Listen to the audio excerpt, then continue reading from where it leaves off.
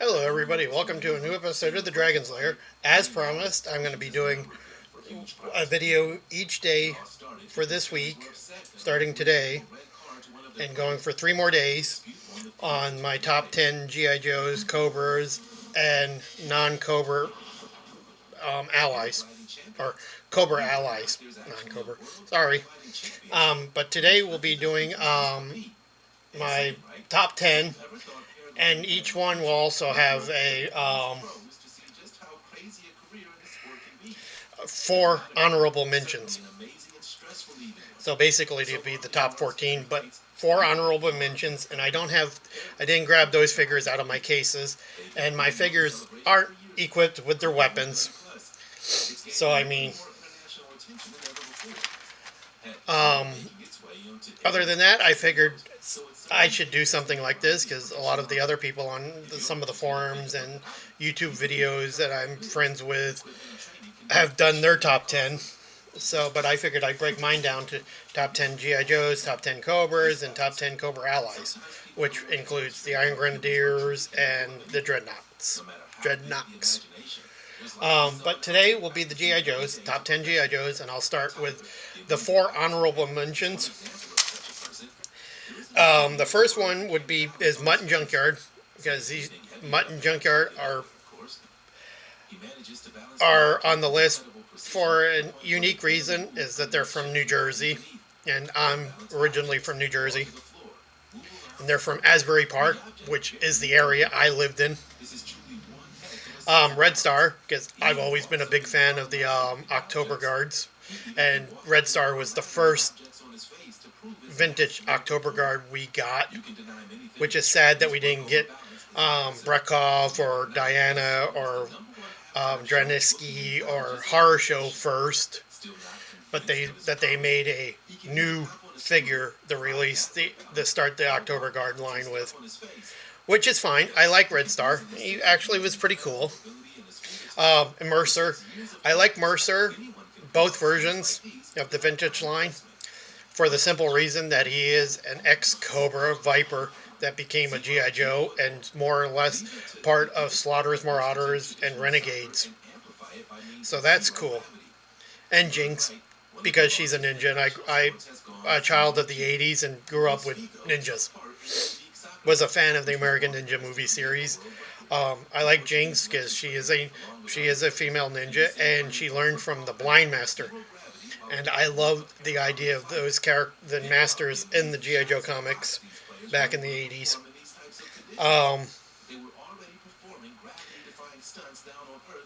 So those are my four honorable mentions.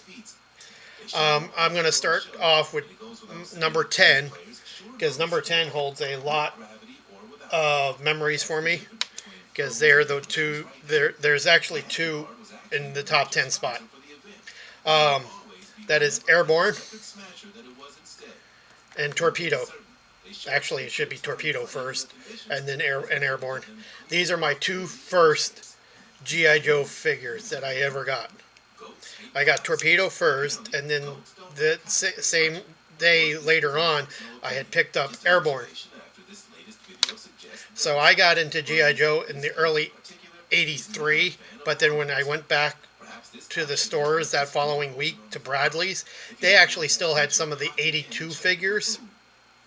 So I was able to get Straight Arm Snake Eyes, Straight Arm Stalker, Straight Arm Rock and Roll, and Straight Arm Scarlett.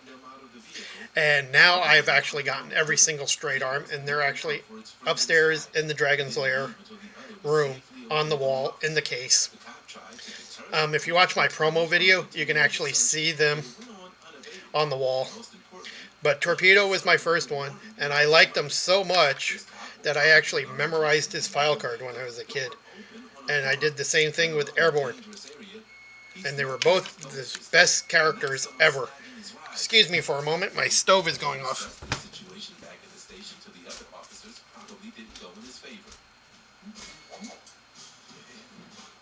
Gigantic fish. The ocean is home to all manner of creatures. We all know this.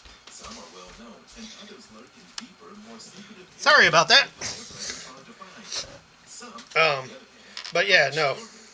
So in '83, my first figures were Torpedo and Airborne, and I like them both. I have all their weapons. I actually recently just replaced his O-ring. Um, but yeah, no, as I was saying, I memorized both of their file cards completely. So when my friend Jeff, who lived across the street, who also collected G.I. Joes, asked anything about Snake or about Airborne or Torpedo, I was able to tell him without even holding the file card, which is kind of cool because I can't remember jack anymore on their file about their file cards. So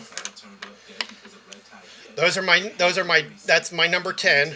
Number 9 is Starduster, because I've always liked jetpacks. I love the jetpack. I love the jump jetpack. I have both of them, the 82 and the 83s. 83 that came with Grand Slam version 2. But I liked him because I had gotten him. I don't remember which version this is. I think this is version B. But anybody that watches this video, if you can tell me which version this is, so I know which the other two versions I do need. But I liked him because he came with a jetpack, and he came with a gun that's a replica of Gung-Ho's gun from '83. But yeah, this one but I didn't get him through the serial. I don't remember how I got him. I think I got him from a trade later. But I liked Starduster, always did when he came out. And yes, I do have the Steel Brigade. I actually did mail away for one. I got one, but I do have some of the other versions. But Starduster, I think this is one I got. I think I got him in the late 90s, but I think he's like one of the 87 or 88 versions. I'm not exactly sure. And my next one, number 8, is Sergeant Slaughter, the mail-away one from 83, 84, or 84, 85. Because in 85 he came with the Triple T. 86 came with the Triple T. Sorry, I've got all this information in my head and it's all screwing up. But 84, 85, 86 mail away Sergeant Slaughter. And yes, I still have his baton, but I don't have it in his hand right now. But I like this one because he's more detailed than the one that came with the Triple T in 86. But I do have all the Sergeant Slaughters from the vintage collection. Technically, I'm only missing 35 figures from the vintage collection. I like Sergeant Slaughter because back when I was a kid, I was a wrestling fan. I liked Slaughter. I liked Hulk Hogan and everything. So when I saw him, when I was able to get him a mail away, I sent away for him. So arms are a little loose. My next one is Clutch. I have the tan one with me right now. I should have dug out the green one because the green one is the one I have the most memories of. When the Vamp first came out, it was under the Christmas tree in 83. In 83, the only things I did not get was the Dragonfly, the Hiss, the Cobra Missile Command Center, and I believe one other thing. The Falcon Glider and the Viper Glider. Those are the other two that I didn't get that I got later on as an adult. But I did finally get the Dragonfly as a teenager, And I also got the Hiss as a teenager, but I didn't get the Falcon glider or the Viper glider until I was an adult. And now they sit in frames hanging on the wall in the Dragon Slayer. But Clutch is another one from Asbury Park. It's from New Jersey, from my area and stuff. But I have fond memories of him because he's the figure that when Dad and I would sit down, and when Dad was home, would sit down and play with the G.I. Joe figures with me. Dad, Clutch is the one that Dad always played with. He would drive around in the Vamp. I would steal the gas cans, and Dad would have Clutch talk, asking where his gas cans went. So I have fond memories of Clutch. So there's a couple of reasons why I like him, because he's from New Jersey. He's from my area, my hometown area of New Jersey. And he's one of the figures Dad played with. Next one is Scarlett. Because how can you not like Scarlett? This one's the swivel arm. And she has a little bit of battle damage. Her knees are really loose. Crotch is broken, like on some of the older figures. I'm surprised Airborne and Torpedo don't have broken crotches since they're just as old. But I like Scarlett because she goes along with Snake Eyes, and she's one of the first females in the G.I. Joe team. And she came with a crossbow. I've always liked crossbows. So she was my number 6 favorite figure.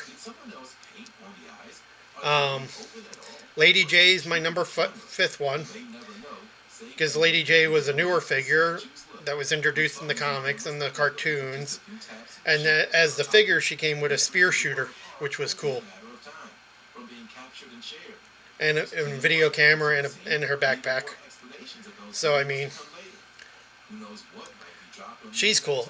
I've always liked the female characters in the G.I. Joes because, yes, they're few and far between, but they always had some of the interesting backgrounds and stuff. I should have put CoverGirl on here because CoverGirl probably would have been in between these two or been one of them. I liked CoverGirl because the Wolverine was one of the first vehicles I opened up on Christmas Day and put together, and I loved the Wolverine. And I loved the idea that CoverGirl was a former supermodel turned mechanic for the Army. So, the number 4 is Storm Shadow V2 because he came.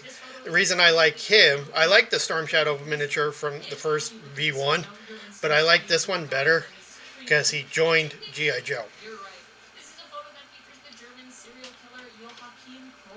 And he also has his Arashikage tattoo, which is cool. But I liked him because it was a surprise when I saw him on the back of the cards that Storm Shadow, and he was part of G.I. Joe, not Cobra. So that was cool. And he's a ninja.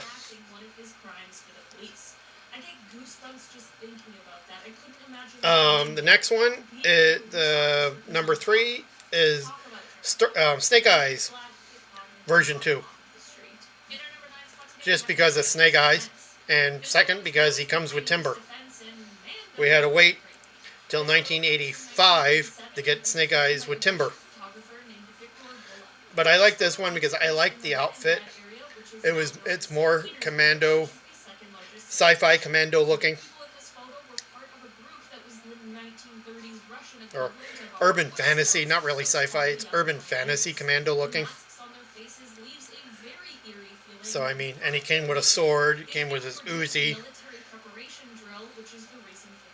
came with a backpack. So he was like a little bit of an upgrade, the original commando. But yeah, nope, I like Snake Eyes. Snake Eyes, more or less, Snake Eyes and Storm Shadow are some of my favorite characters. Um, Next is an interesting one because he's not really a combat figure. He's more of the parade. But Gung-Ho in Marine Dress Blues because it's Gung-Ho, and Gung-Ho is actually one of my favorite characters. Matter of fact, when I was at Emerald City Comic Con one year when Larry Hama was there, Larry Hama drew me a Gung-Ho artwork, so that was cool. But I like the Gung-Ho because he's a Marine. I always supported the Marines. Um, but he's in his dress blues, and yes, my hat actually was not glued on when I bought the figure. It was actually loose in the package. So my cover stays off, and it stays in with the weapon bin. So it's kind of cool, because I guess, I'm not sure, but I guess it happened to a couple of other ones I've seen, but it's rare that the cover actually is not on. So, but yeah, no, I've always liked the Marine dress blues. I always thought they were the best looking dress uniform in the military period. You had your, you have your sword, you have your white cover, you have your blue uniform. Um, but yeah, he's got his sergeant stripes, he's got his medals, he's got his campaign ribbons. So I mean, it's cool. It's cool that that Hasbro made this. But it's odd that they also made it, because he's not really, you don't go into combat or go into fighting a campaign in your dress uniform. And he is one of the easiest ones to convert, because if you get him, you could always put like Sergeant Slaughter's head, or Mainframe's head, or Leatherneck's head on him. Yes, they wouldn't have their correct covers on, which would look a little odd. But I mean, you can have the G.I. Joe Marines all in their dress blues. So I mean, that would be cool. And the stickers are still on them, and these are the original stickers. Because he didn't really get much play. So I mean, and my number one G.I. Joe is General Hawk. At the time when I first liked him, it was Colonel Hawk from the MMS, because the MMS was cool. But General Hawk, because he's the leader of G.I. Joe. His first name is my last name, so Clayton. But yeah, no, I've always liked Hawk, especially when I played with my MMS one. He was always the leader, even though I did get the mail away Duke in '83. But Duke was always a subordinate. He was never really the field commander. I always had the first version 1 Hawk as the field commander, just like he was in the comics. But then he became General Hawk and had more of a bigger role in the cartoons. I don't think his role in the comics changed, because he was still a prominent leader of G.I. Joe in the comics until they introduced General Flag and Colton. But they didn't do those until way later, in the later issues, before it ended in '94. But that's this is my number one figure. So I also like that according to the card, he comes with a PPK, but it looks more like a Beretta. But since being a James Bond fan, if it's a PPK, even though it doesn't look like one, but I do like it. So I mean, being a James Bond fan, him having his first name's my last name. Um, Matter of fact, his middle initial is my middle initial. So I mean, but yeah, no, General Hawk is my top #1 figure. So that's my top 10 GI Joes with the with the 4 honorable mentions with an extra one because of Lady CoverGirl. Um, so I know I'm not as informative as the other ones. I just figured I wanted to do my top 10 figures.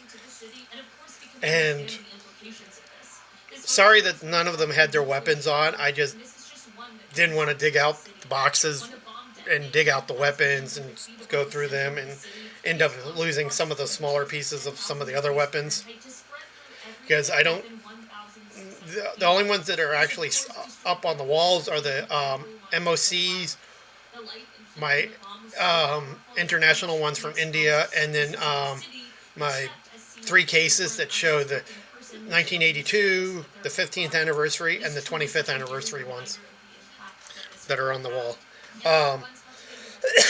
Other than that, everything stays in the cases. I have those plastic cases with the little black handles that have the plastic red and blue trays. I have most of my GI Joes, actually all the vintage GI Joes, are on all. I have 15 of those cases because I keep a case for just the Mortal Kombat and Street Fighter figures as well. But yeah, no, each year, except for 82 and 83, which are combined in one case, but every year has their own separate case. And I keep them in there. And I keep weapons in containers. The original weapons from 82 to 85. Yeah, 86. Yeah, 82 to 86 are kept in one of those Tupperware juice containers. Those weird shaped juice containers. And that's been that since 1983. It's a very old Tupperware. I don't know what else to say. Stay tuned for tomorrow's episode when I do the top 10 Cobras and the top 4 honorable mentions for Cobra. And then Thursday will be the top 10 allies of Cobras. So, I mean, and the top 4 honorable mentions. Other than that, I'll put a link down below of my website because it does have a section in my hobby list of collecting GI Joes. Other than that, subscribe, check out my other videos because back a couple of years ago I did reviews of I think 82 and 83, 84 GI Joes, and I think the weapons were on them at that time. But it's been a while. But I figured I'd do a top 10 video of the GI Joes and Cobras to show people that yes, it's still part of my hobby. It's one of my main hobbies besides sword collecting and stuff, but this is one of my oldest hobbies, is collecting GI Joes. So I mean, I do have some international ones: Britain, Brazil, India. India is the biggest collection I have because they're actually a little bit cheaper than getting the Brazil ones or the British Action Force ones. But I do have some of those. And I might, at some point, I may actually do a review on my international figures. Just all the ones that I have at the moment. But thank you. Subscribe. Check out my other videos. And I'll see you all tomorrow.